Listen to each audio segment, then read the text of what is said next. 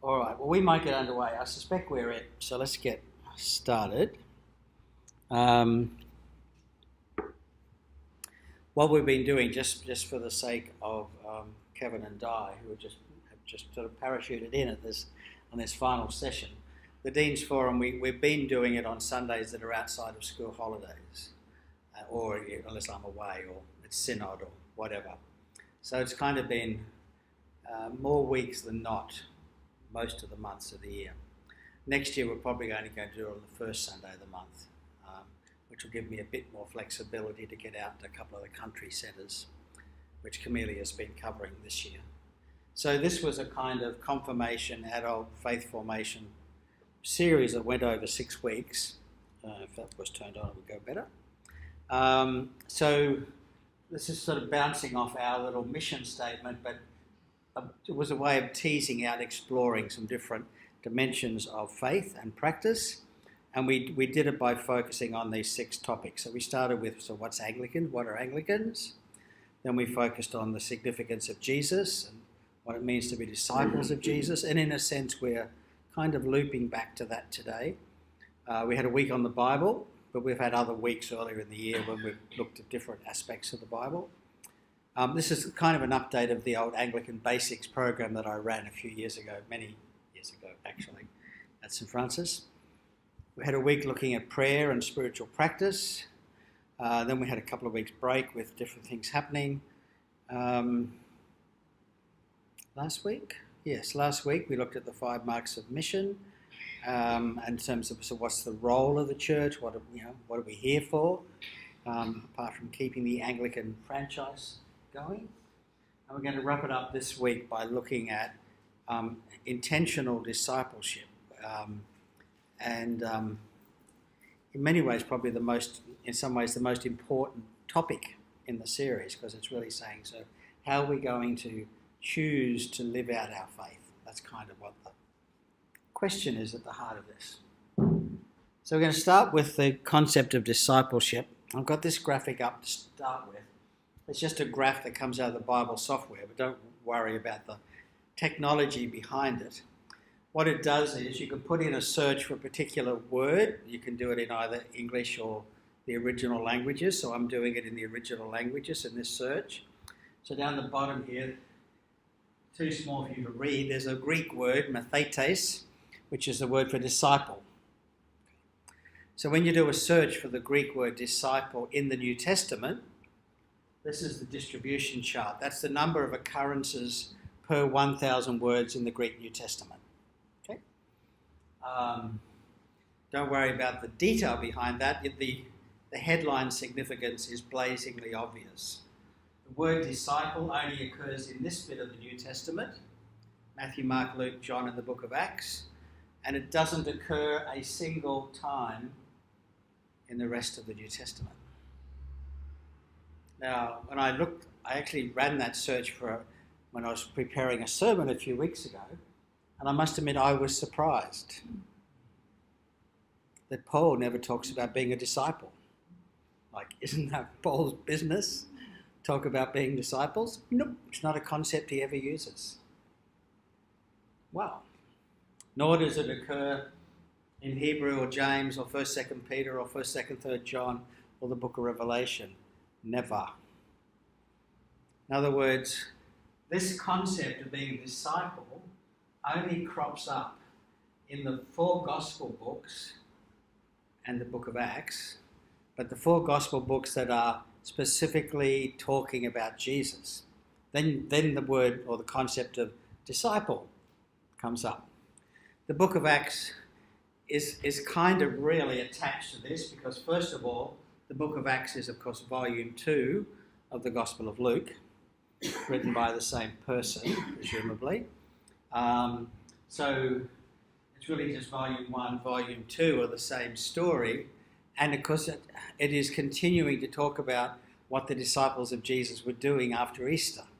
So it's not surprising that there are a few places where the book of Acts references disciple, although it's not as common as what we find in Matthew, Mark, Luke and John. So this idea of discipleship takes us takes us really into it's something which is distinctively, characteristically to do with Jesus himself. When the early church is thinking about Jesus, they talk about discipleship. When they're telling stories about him, remembering what he was doing, they talk about him having disciples. And even the disciples, of course, after Easter, get rebadged as apostles. An apostle is like, so a disciple is like a learner, has an L plate on. An apostle is somebody that doesn't even have their green peas. They're now in charge. So a significant change to go from being a disciple to being an apostle.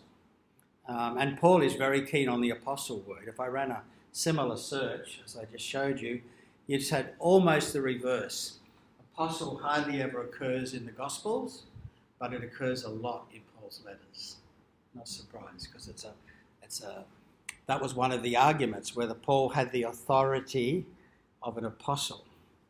So when we talk about being an apostolic church and being in the apostolic succession, that's church language for saying we're kosher, we've got permission to do stuff, we're sort of accredited, we have the credentials.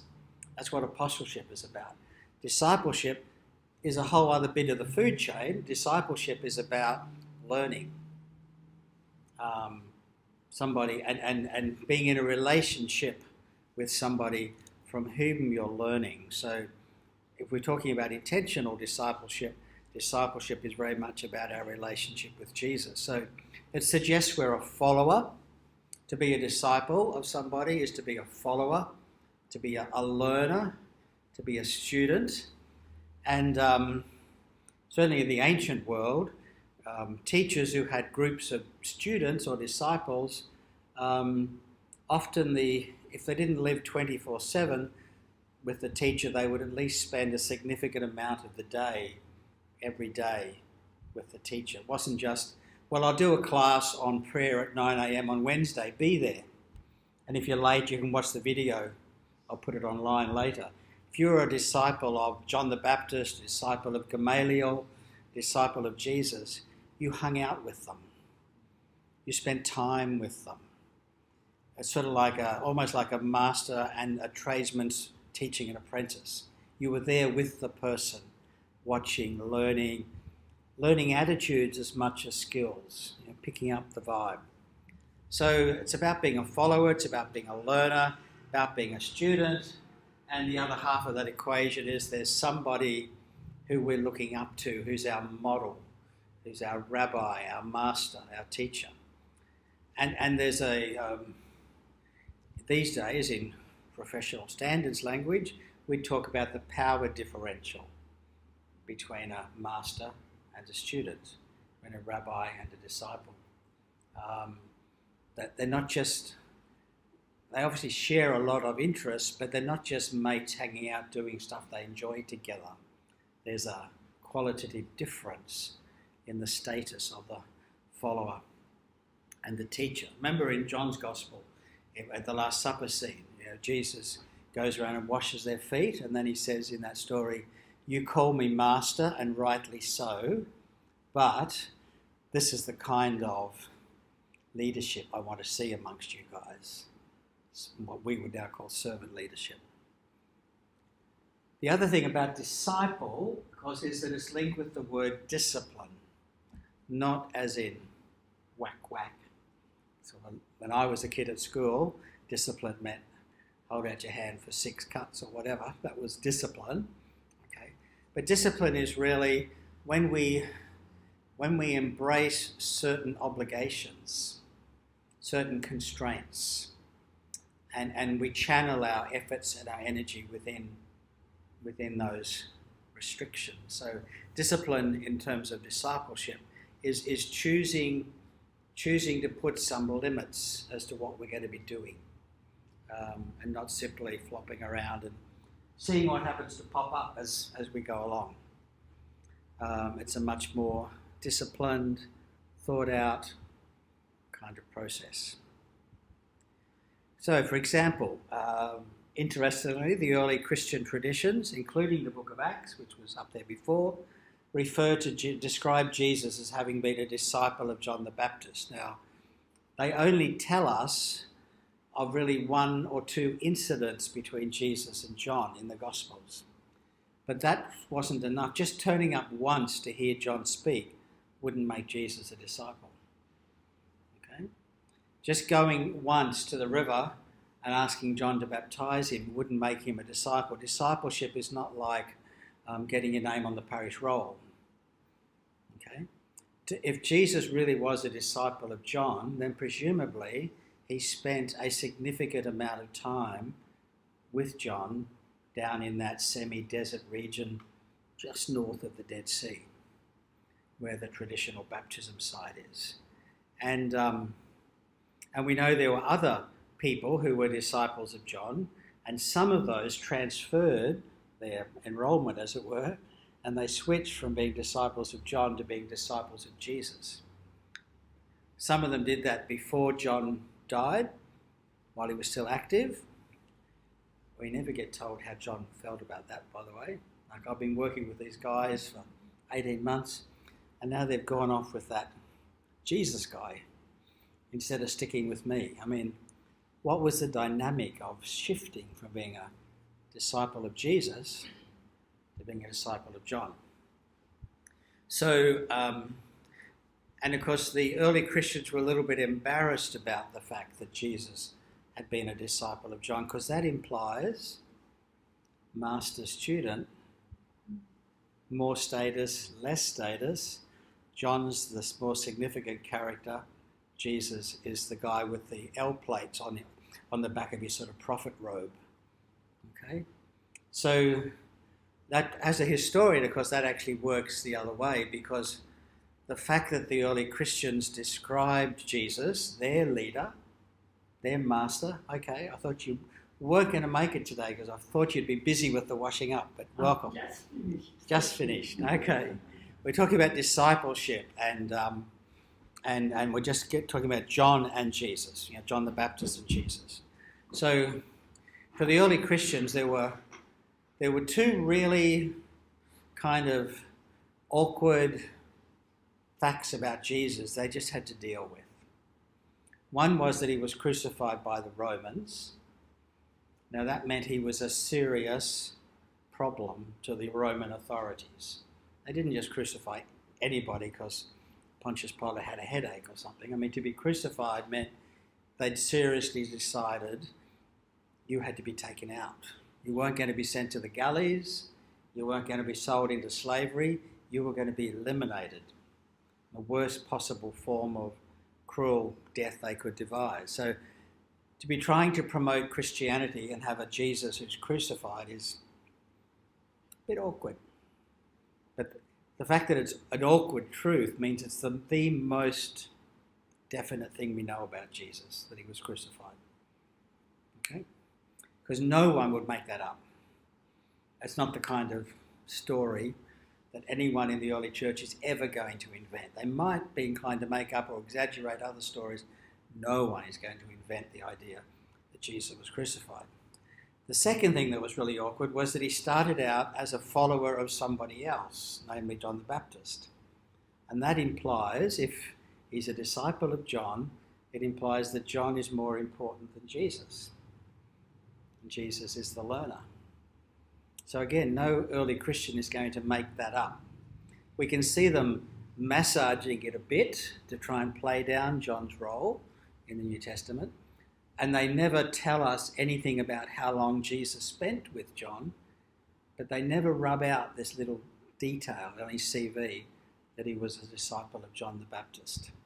And that John, according to John's Gospel, John the Baptist actually pointed Jesus out to some of his own disciples, remember in John chapter 1, and then they followed after him and said, hey, can we have a chat with you? And so on.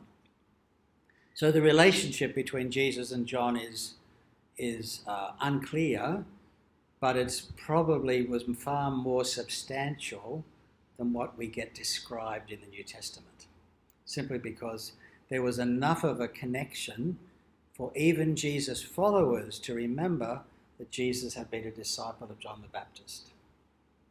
Okay? And then, of course, Jesus himself attracts other people to be his disciples. And as far as we know from the stories that have survived, he never accepted volunteers.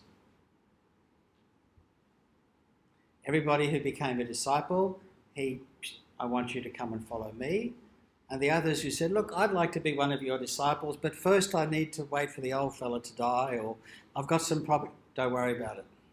We don't need you. Go home and bury your father. Don't bother coming with me. He's a bit of a hard character at times, because discipleship is about discipline. Not just, I think I'll do this for a bit. Give it a bash, see how it goes, like joining the gym for 3 weeks. That didn't work. Okay, whatever. So it's about a longer term kind of commitment.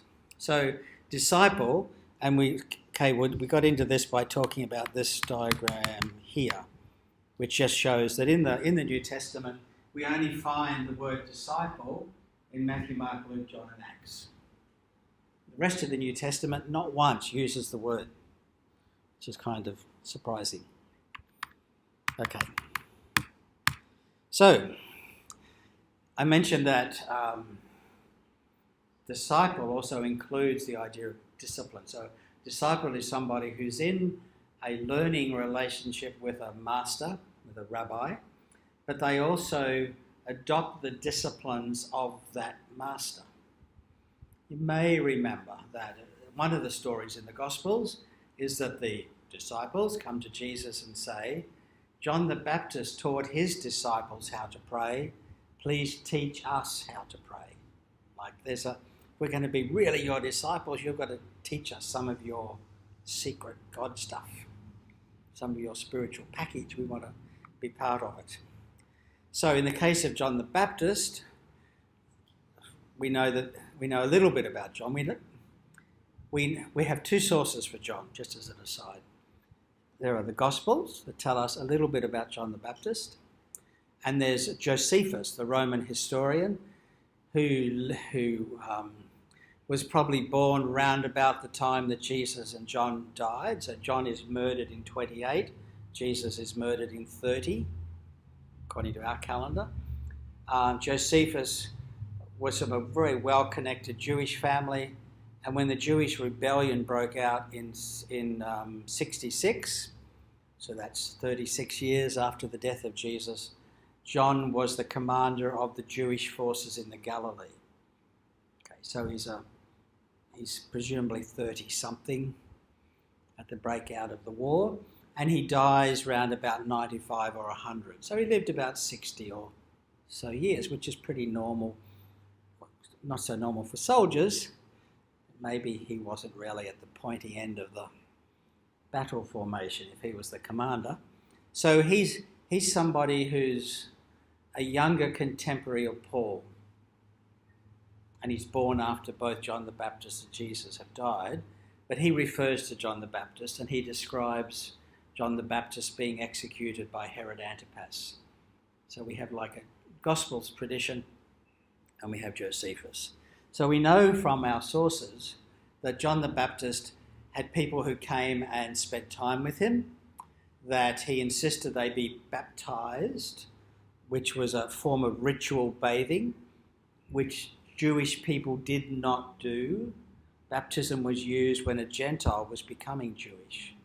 So he's saying, in effect, you've got to pretend you're not even Jewish. You've got to kind of start this whole thing all over again. That's what John's baptism was about. He was, according to Luke 7 and the similar passage in Matthew, he was telling the tax collectors they should stop cheating, ripping too much out of people, screwing people for more tax than they needed to, and that he's telling soldiers that they shouldn't abuse their power by getting favours off the local people or else. Okay, so we get a bit of a sketch of John the Baptist, that he had some expectations of his followers, that they'd act with justice, they would be people who took repentance seriously and would express that in baptism, and that they would fast, because that's part of that tradition in the Gospels. John the Baptist's disciples fast on these days. What day do you want us to fast? Because we're your disciples. Okay? John taught his people to pray. Will you teach us how to pray? So we begin to get a sense that the John school of spirituality had certain kind of practices which everybody had to do. So what about Jesus? What about Christianity? What are our spiritual disciplines? Well, because of our roots in the John the Baptist movement, guess what? Baptism is part of our spiritual disciplines. It's not just a naming ceremony for a cute baby. It is that, culturally, but spiritually, it's about identifying with this Jesus who dies and rises and going through this overwhelming experience as if we've kind of drowned and come back to life, which we only do symbolically these days with a few drops of water, unless we completely immerse the person. One of the really important disciplines for Christians is, of course, the Eucharist. And some people like to go to Eucharist every day. That's often seen as a bit over the top. But certainly there's a very early practice. Right from Easter, the followers of Jesus developed this practice of gathering once a week on Saturday night, Sunday morning to celebrate Eucharist. And this was seen as a sacramental, again, participation in Jesus' life and death. And it's how we become his people, because we ask for his life to become part of us. And there's a rhythm to the Eucharist, which we can talk about some other time, which is sort of a pattern for life in itself. Prayer. One of the most loved parts of the Christian tradition is the Lord's Prayer. How do we get the Lord's Prayer? Well, according to the Gospels, the disciples said, teach us how to pray. And he says, well, when you pray, do it like this. He didn't mean this is the prayer you must say 3 times a day, but this is the kind of way you would pray. We had a session on the Lord's Prayer some months ago now. So baptism, Eucharist, prayer are part of the Christian spiritual disciplines. I should probably have included in this list fasting, but I didn't think of it yesterday when I was putting this together. But certainly in the early church and right down to the modern church, there are traditions about fasting. And fasting is about saying, I'm choosing not to pig out. I'm choosing to have some limits in my life. I'm not just going to be a perpetual teenager and eat from one end of the table to the other because I can. Okay? Fasting is about saying, no, I'm going to put limits on what I'm doing, and then what I do choose to do, I will appreciate all the more. And for us, for most people, we pay more attention to that during Lent. Of course, remember, for Catholics, up until a couple of decades ago, Friday was a no-meat day. That's why the fish and chip people were so busy on Friday afternoon, because there was that discipline of not having meat on Fridays. Good Friday particularly, many of us would observe Good Friday as a fasting day. And there are other days in the calendar which can be observed as fasting days. So that idea of, and that really rubs against the grain of our consumer culture, doesn't it? I've got to have more, I've got to have more, I've got to have more. And the church is saying, actually, you can get by with less. You can get by with less. You don't have to shove all that stuff into your mouth. So I should add fasting to this little list, because it's one of those traditions that goes right back to the practice of Jesus. And then, of course, there's Scripture. And as we talked about a few weeks ago now, it's not that Scripture has an answer to every question, but as we immerse ourselves in Scripture, we learn how to ask the questions and where to look for answers, how to figure out the answers. We don't simply go to the Bible to get the answer, but we familiarise ourselves with Scripture so that we're better at working out what the question is and how we might tackle it. And I like to think of, this doesn't work with younger people, but I like to think of the Bible as a set of past exam papers, okay, rather than a book of answers. You can go and practice, you can see how people have answered challenging issues in their lives hundreds of thousands of years ago, and then we've got different questions to deal with today. So add fasting into your mental list. But the other disciplines are, and these start to get a bit uncomfortable for us maybe, proclaiming or witnessing. I was going to put sharing, but I want to use that word a bit later in the list. So one of the things disciples do is they talk about the program they're on and how good it is. Whether it's Pilates or whatever. If we're enjoying it, if we're finding it helpful, if it's adding some value to our life, we talk about it. Unless we're Anglicans, in which case we don't want to talk about God because it's a bit embarrassing. But actually one of the disciplines of being a disciple is that we're willing, when required, when there's an appropriate moment, we're willing to kind of articulate why we are people of faith. Remember last week I used the words from Francis of Assisi, yeah? Preach without ceasing, use words if necessary. You don't have to be shoving words down people's neck, but we do have to be gently, persistently and consistently sharing what we do, witnessing what we believe. Another thing a disciple was told to do, and think back to the 12 and so on, they were sent out to heal the sick and to expel demons. I'm not going to turn you into exorcists, but our way of doing that would be to say, we're on about healing and restoring and making well the whole of life. Where something is broken, we want to be people who fix it rather than people who make it worse. Again, think of that prayer which we attribute to St. Francis. Okay? Where there is fear, let me bring hope. Where there is darkness, let me bring light, and so on. Okay? And that's what I mean by we're people who are in the business. We're people in the business of fixing, healing, restoring, increasing the percentage of goodness and reducing the active percentage of badness. Excuse me. And that's what I want to suggest is that's part of the stuff we do. It's part of our discipline. We're expecting this to be happening in ourselves, but we're also trying to facilitate it in others.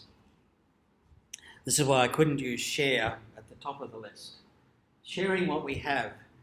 If you go back to the time of Jesus, he told people about prayer, he taught people about fasting, and he taught them about alms giving, ALMS, giving alms, charity. We don't like that word anymore. It sounds like a tax dodge, but basically, Christians should be the kind of people who, as part of our spiritual discipline, allocate a percentage of what we have to be given away and used in God's work. Now, in the past, the church has said, oh, we'll have that. Just give it to us and we will put it to good use. Okay? But actually, it's not just about what we give to the church. The real game, of course, is how much are we making available for God's justice and God's compassion, the resources that are at our disposal, which we can give to people in need. That's the question here. Now, if you're if you say a Muslim, that they have the zakah, which is the sort of percentage you're meant to give to charity. Same tradition for Muslims as for Jews and Christians: prayer, fasting, works of charity, almsgiving. These are three ancient spiritual disciplines in the Christian world, and we've in the religious tradition of the Abraham traditions. So, sharing what we know, being involved in making things right, which can include social justice and so on, and actually choosing to live with less disposable income because we're choosing to make some percentage of our income available for people who need it. Whether that's done through the church, whether it's done by sponsoring a child through World Vision, whatever it happens to be. This is an important spiritual discipline for people of faith. You're all sitting there very quietly. Is this surprising you or challenging you or just saying, yeah, that's what we all think that way. We all give blah, blah, blah. How's that sitting with you? Bringing up memories. Memories? The church used to be like this. Yeah, memories of the journey. Yeah. Yeah. How can we bringing up memories, as Greg speaks, just memories and liking back to the journey. Okay. And we haven't done as good a job in the last few decades of talking about this stuff and inculcating these values in the worshipping community, let alone the baptism family community. Because we don't want to put people off. But if coming to church makes no difference, why come to church? Okay, I mean, if it doesn't make any difference, why bother? You might have children or grandchildren that think that way. I do. Or siblings. Okay, and so I guess in a sense, what I was just referring to, those last couple of comments, we've got used to talking about the alt-right, the alternative extreme right wing. And I guess there are alt-left organisations around as well.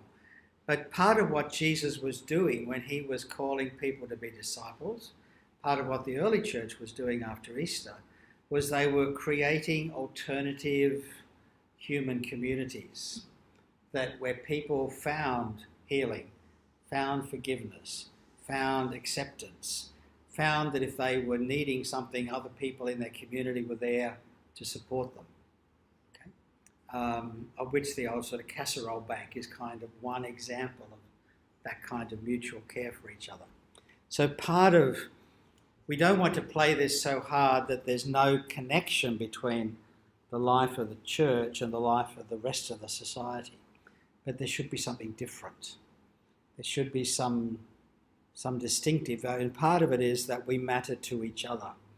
And although we're mostly not relatives, family, kin, in that sense, we become as close as kin.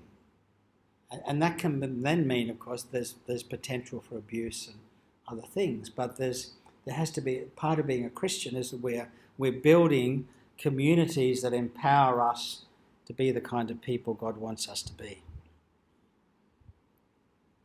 Before I flick off that screen, any other observations or comments? So add fasting in here somewhere. Alms giving, of course, is over here. Any other observations about that?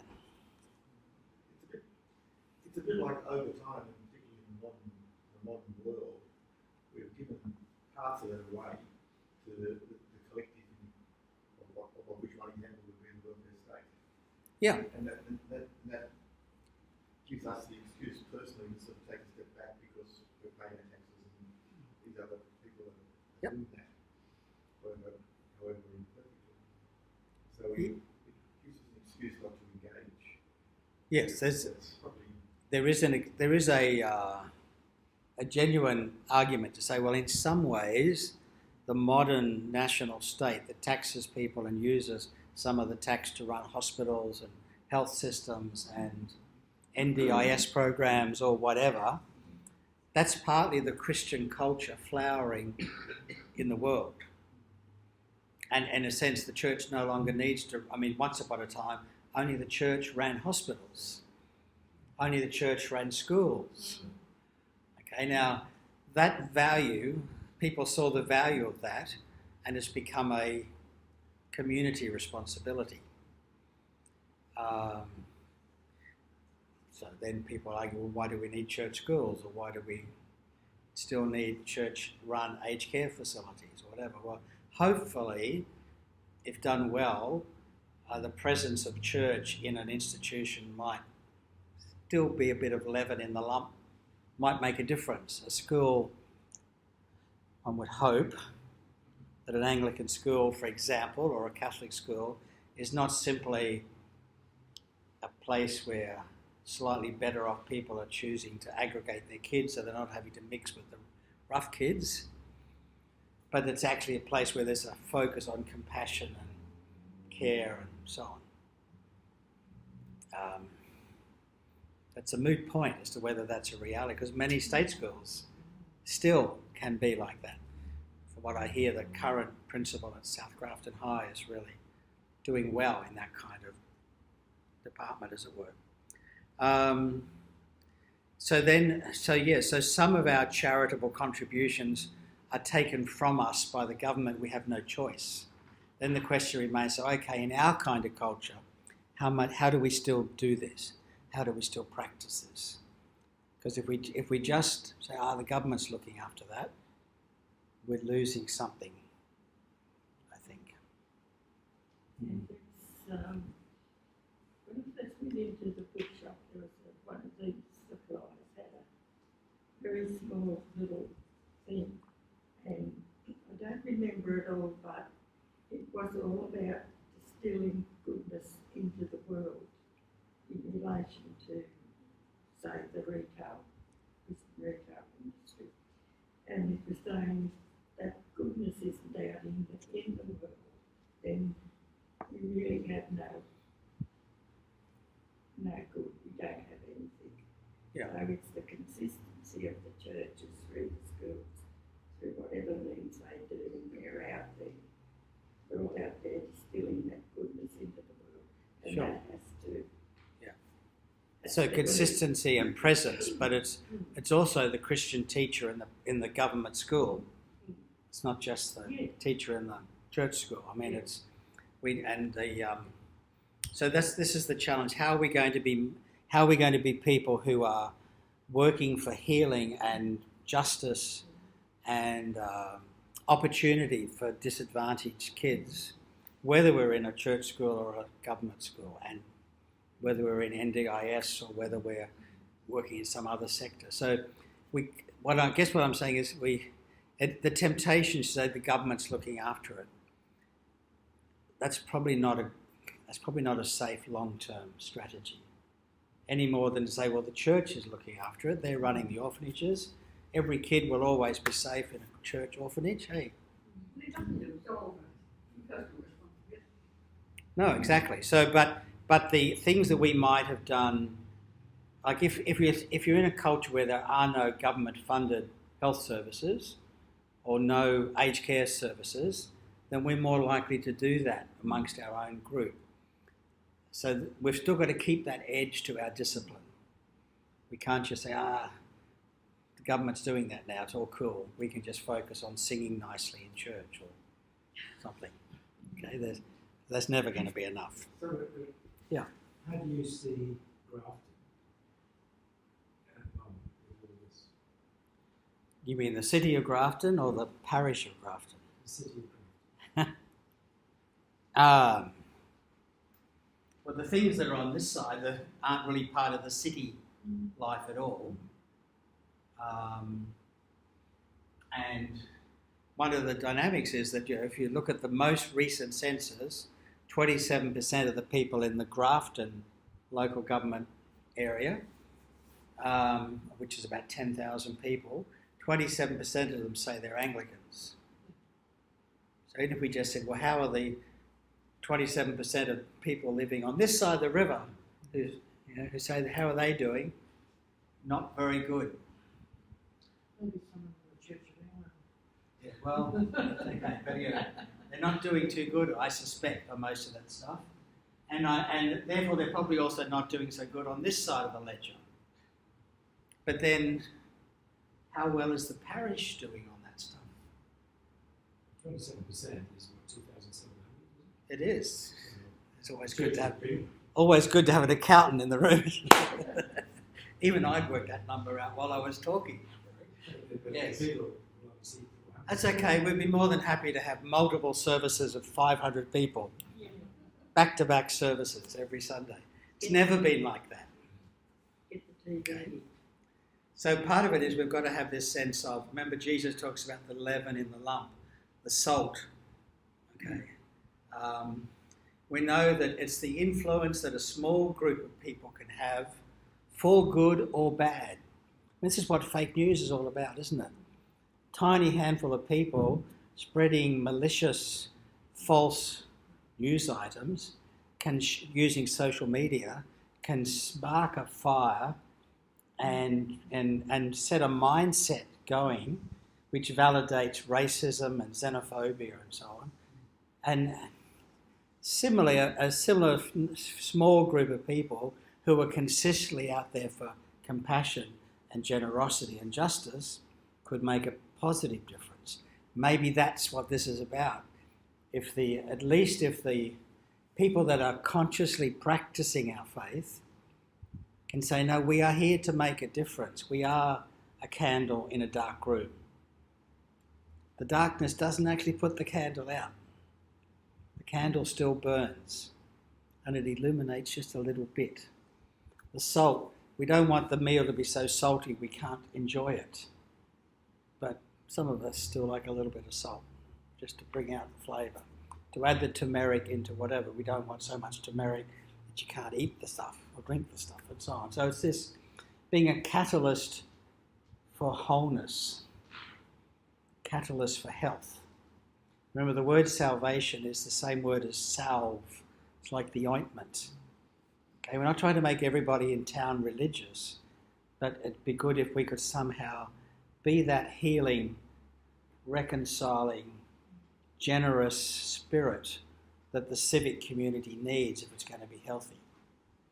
Otherwise, we become nasty, snarling, kind of unhappy community. So somehow, in order to do the stuff on the right hand side, we have to recognise that will in some way cost us in some way. And if it's not costing us in some way, we're probably not doing it. Yeah, and that's partly what alms giving is about. If we're not giving, and remember the gospel today was the widow with the 2 coins. Okay, those little coins, they're called a pruta. I've got a few of them. I should have brought them. They're about the size of my wrong finger to hold up. It's about the size of my fingernail. Okay, so a denarius was a day's pay for a worker, silver coin.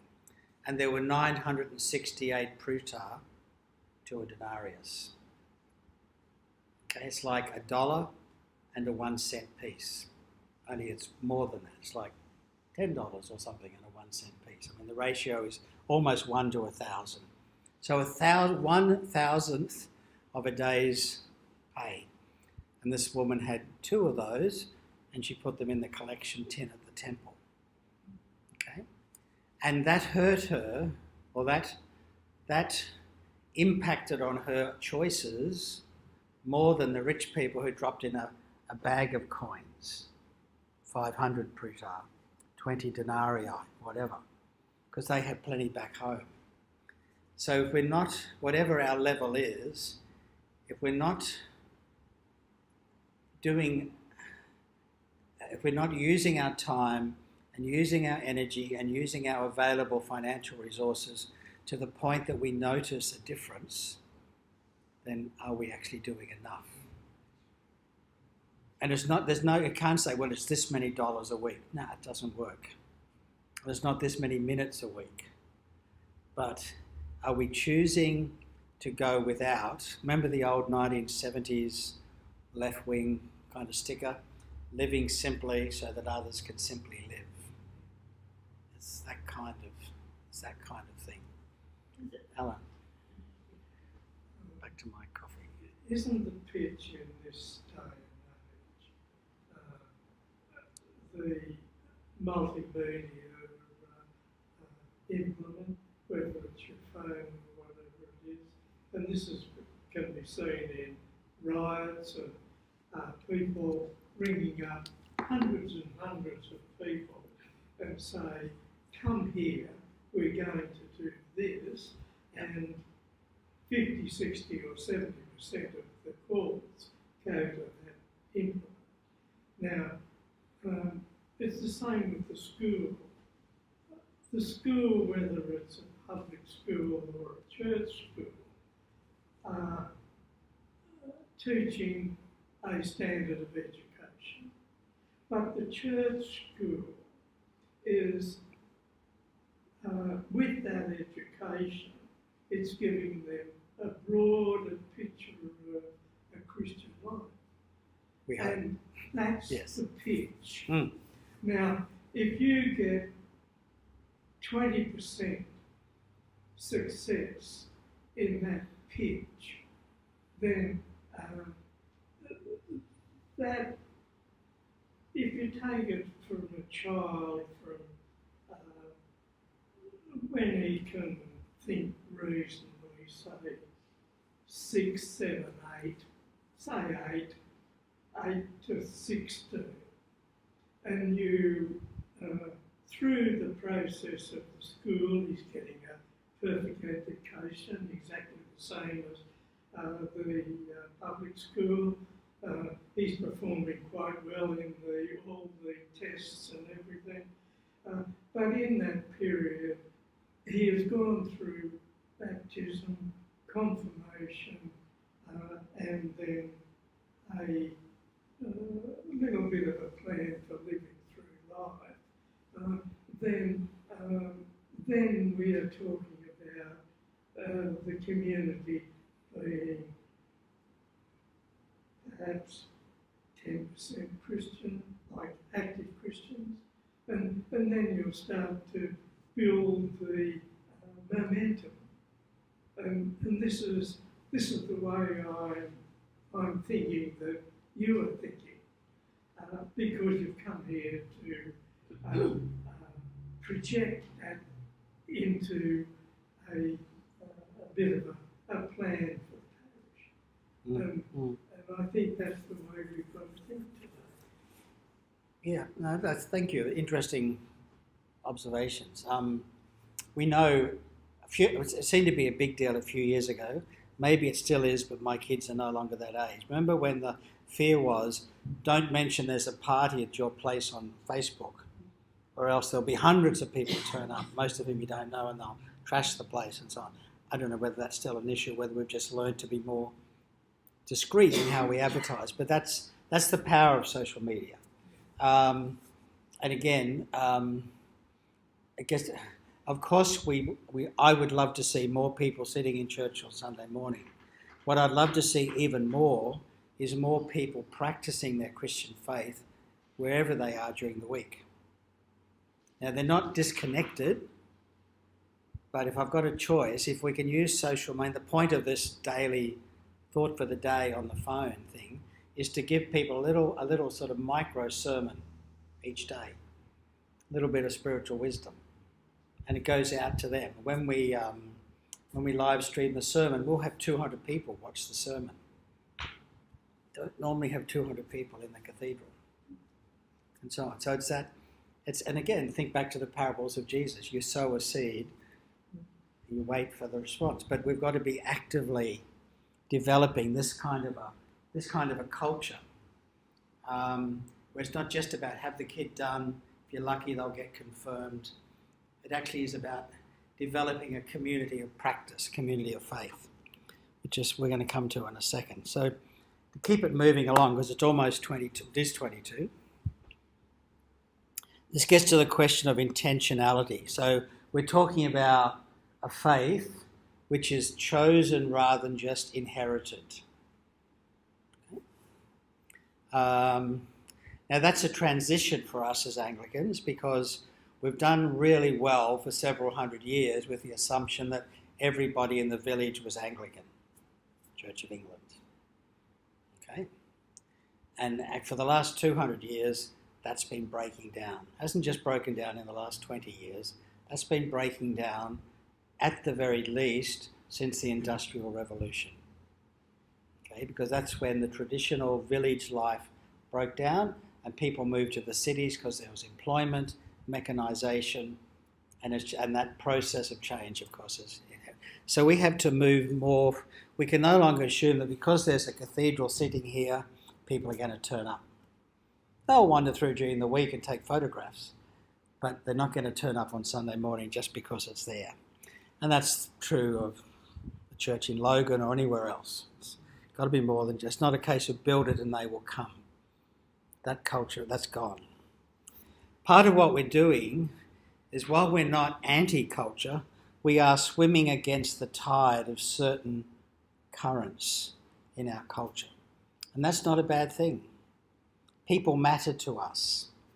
People matter more than things, and so on. So that's and it's not about how many shiny toys can we have. There's more to life than that.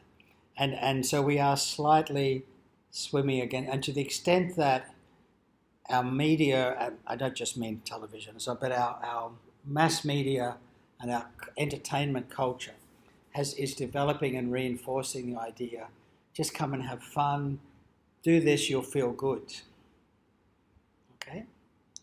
And there's a really interesting paper, actually it's a couple of years ago, but I came across it a couple of weeks ago, and it talks about the sort of demoralisation of the younger generations, because they know the world cannot sustain what we're doing, but they're like us, they're hooked into, I want to get an upgrade to my phone, I want to, okay, and they know it's not working and it's not sustainable, but everybody else is doing it.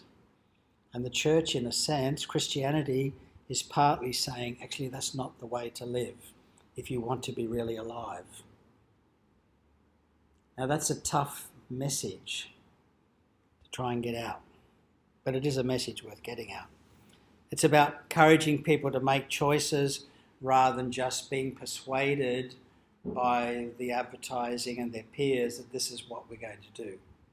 You know, this is trending is one of the catch cries now. This is what's trending this week. Well, I better get it as well.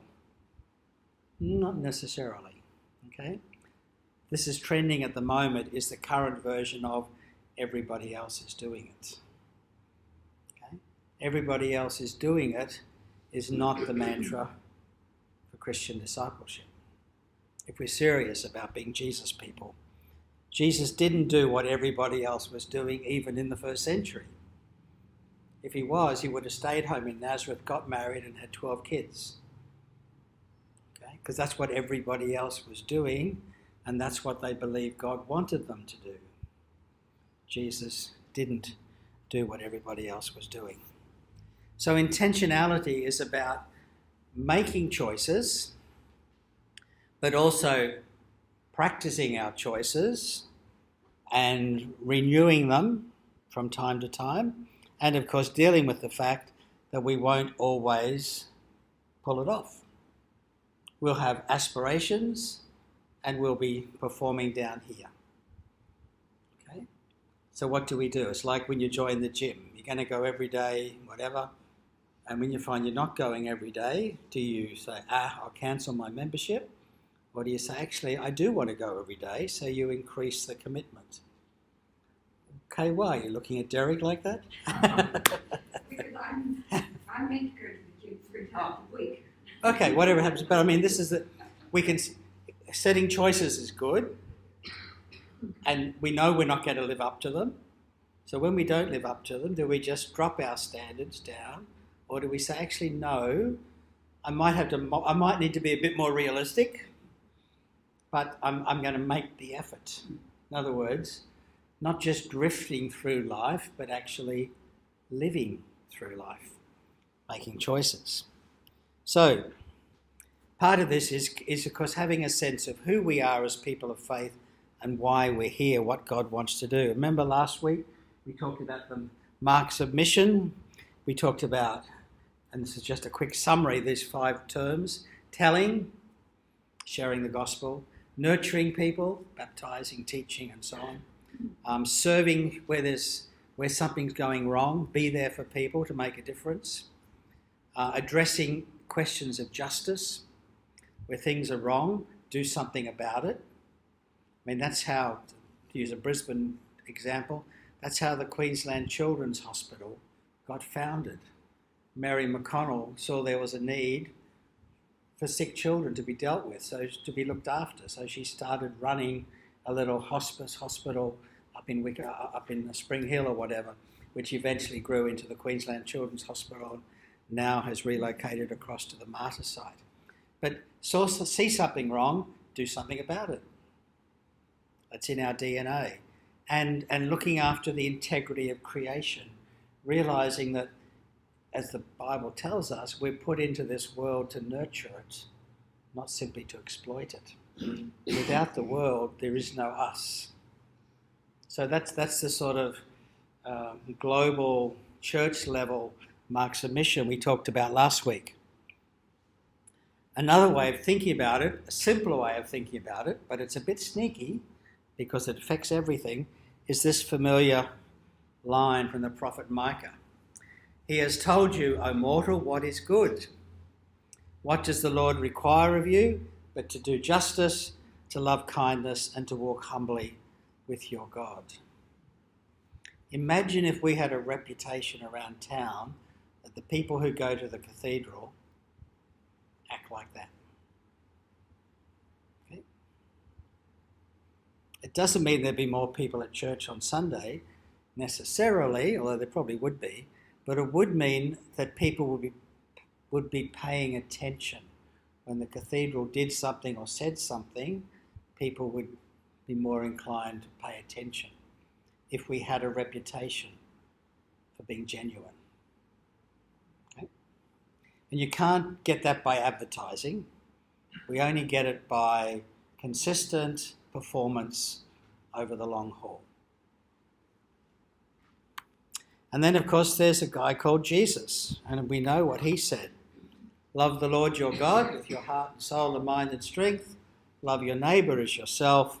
On these two commandments hang all the law and the prophets. It all depends on that. Loving God, loving others.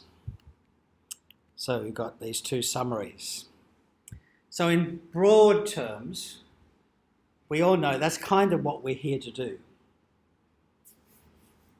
Collectively, individually, in our families, we're running a business. If we only run the business to make money, unless we've got an absolutely essential product, we're not going to be very successful. And if it's that essential, someone else will start selling it and being nice at the same time. And the customers will go there. Okay? We know that in the end, it's about how we treat people. Not what we believe, it's how we act. So then it comes down to a very old-fashioned idea, which is the idea of a rule of life. This is an ancient spiritual practice, and many, many contemporary people are using it as well.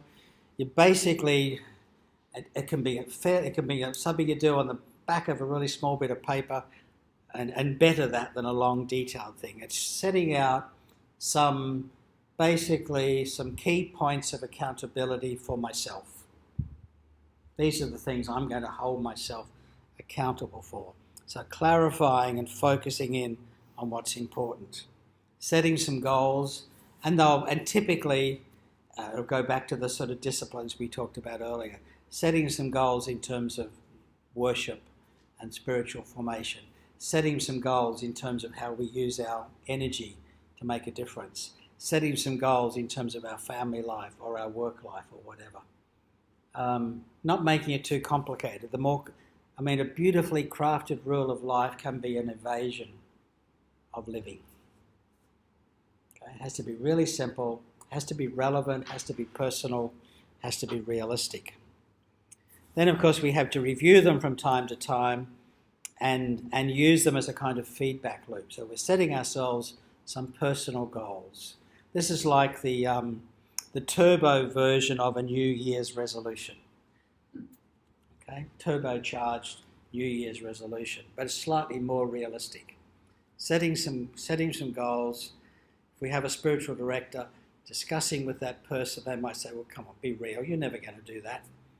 So what? Yeah. What are you trying to say here? Now, what's the bite-sized bit you can do? Let's practice that. We could always increase it next year. Okay? And it's all about intentionality. And that's, of course, is our theme for today. Having an intentional practice of discipleship. Not just kind of, we found ourselves Anglicans and it's okay, it doesn't make too many demands on us. will just kind of float through life and have a nice funeral at the cathedral at the end and won't really have made a splash in the world or made a difference in anybody else's life. But we'll be very nice people on the way through. Okay? That's not the game, is it? Being nice people helps, but it's actually about making a God difference in our own lives and in other people's lives. I think that's the end. Oh, almost. Okay. So we've talked about this a little bit already. Where this has to happen, of course, is outside of church. Okay? Remember at the end of the Eucharist, we say, go in peace to love and serve the Lord. Get out. Go and do it. Go and put it into practice. And the reason we come to church, or the reason we connect with the church community, whether we do that by our phone or however we do it, is that's where we find our inspiration and our strength and our values being reinforced. So it becomes our community of practice, the community where we learn to pray, the community where we come for the Eucharist, a community where we reflect on Scripture together. But we don't spend the rest of the week in church. We get out. We do stuff in the community. So it's that moving backwards and forwards between the community of faith, the community of practice that helps to shape us, and then getting out and practicing our faith in the world. All right? A couple of minutes spare, but we're doing okay time-wise. Any other observations as we wrap up? Yeah, have you noticed any kind of tangible antagonism towards the church because of all the negative publicity that's been in the media in recent times? Yeah,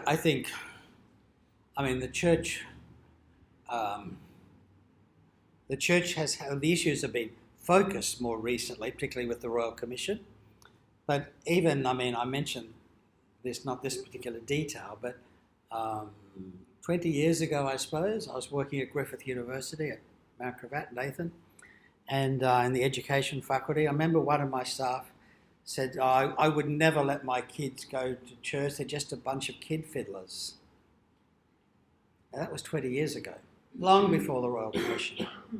Okay, yeah, there'd been the odd Catholic priest go to jail, the odd Anglican priest go to jail, but already that attitude was out there.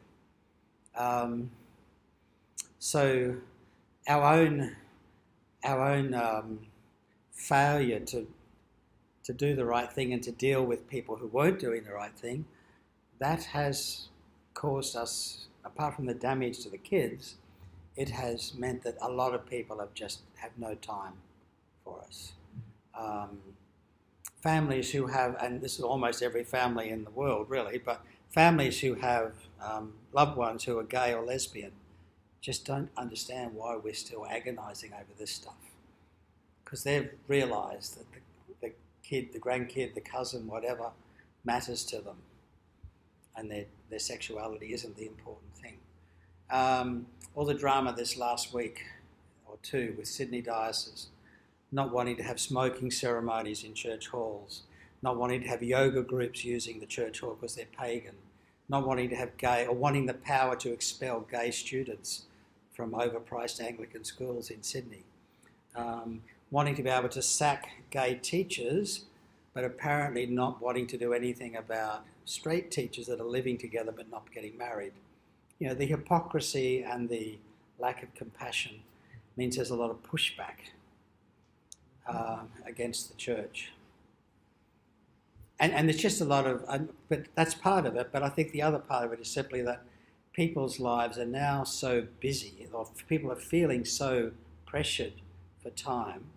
By the time they get to the weekend, they're either gone away to spend family time camping or whatever, or they're just kind of chilling out, trying to get a little bit of family time.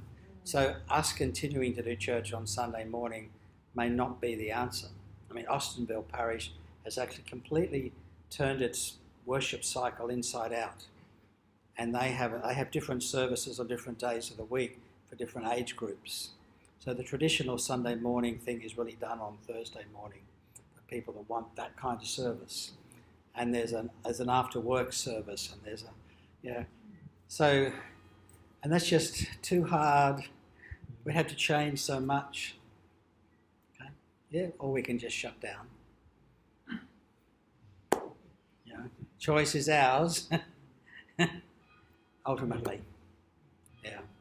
So there is some antipathy, and the culture is becoming more secular, and it's also suspicious of privilege. And we still have privilege. We don't pay rates, we don't pay taxes on our income and so on. So we have privileges which we're exercising in ways which are increasingly out of sync with the values of our society.